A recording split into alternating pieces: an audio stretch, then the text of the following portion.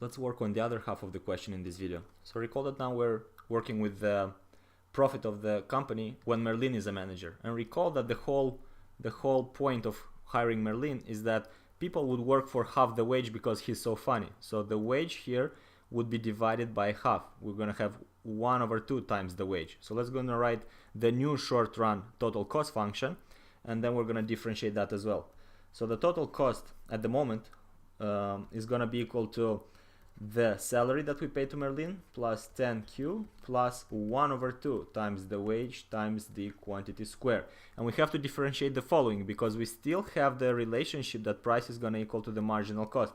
So we need to find out the marginal cost when Merlin is a manager, which is going to be the derivative of the total cost with respect to quantity. Let's keep track of what we're differentiating with respect to quantity, meaning that we're going to differentiate M plus 10Q plus 1/2 times W times Q square derivative with respect to quantity. Let me go to the right to have some more space, and we're going to work it out here.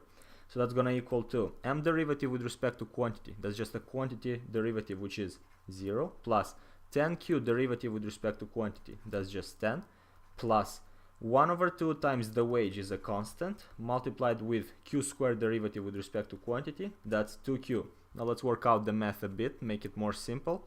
So 2 and 2 cancel out. 2 and 2 cancel out over here. And we will have 10 plus W times Q equals to the marginal cost. Recall that the wage is going to be still 2 because we accounted for the fact that it's going to be half of it when we multiplied with 1/2. So here we have the wage equals to 2 as given from the question, and that's going to be 10 plus 2Q equals to the marginal cost. Now recall that we are still selling at the price of 28. So we're still selling at the price of 28, meaning now this marginal cost, the new marginal cost under Merlin's management, is going to equal to 10 plus 2Q. So 10 plus 2Q must equal to the price of 28. If we work out the math by taking the numbers on one side, we will have 2Q equals to 18, meaning that the optimal quantity the company will be selling is going to be equal to 9. So the company is selling 9 units and it's selling it at $28. We can find out the total revenue for the company in this case. So the total revenue that the company will be making is going to be equal to the price times the quantity, and we have $28 for 9 units, which is equal to $252. Total revenue is going to be $252. By the same logic as before, we want to find out the profit under Merlin's management to compare it with the ordinary managers. So for that, first we need the total cost function, which is going to be equal to, let me just go back to the question to recall it. So the total cost function is this one, M plus 10Q plus 1/2 times W times Q square. Let's just work it out over here so we can keep track of the data.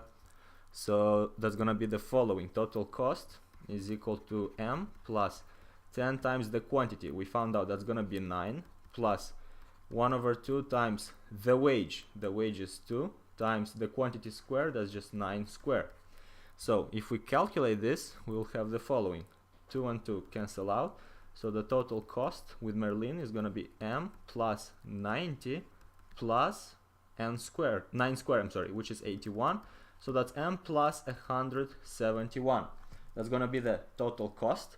And if we take both into account, the total cost, so let me write it here as well. M plus 171. If we take into account both the total revenue and the total cost to find out the profit under Merlin's management, the profit with Merlin is going to be the difference between total revenue and total cost with Merlin. So that's going to be the difference between 252 minus M plus 171. If we open the brackets, we will work out with the profit of 81 minus M. 81 minus M. That's the profit under Merlin's management. The profit under an ordinary management is 40.5 minus M. So if we take the difference between them to see which one is higher, we will take the profit under Merlin minus the profit under an ordinary manager. So we will have 81 minus M, that's under Merlin, minus 40.5 minus M, that's gonna be a regular manager, and the difference between them is gonna be equal to 40.5. So if we work out the math, the difference is gonna be equal to 40.5, meaning that Merlin provides 40.5 extra profit, $40.5 additional profit. So the most that the company could be paid for it would be this amount. And that's it. That was the question. How much more would Merlin get? He would get $40.5 more. Hope this makes sense, and we are done.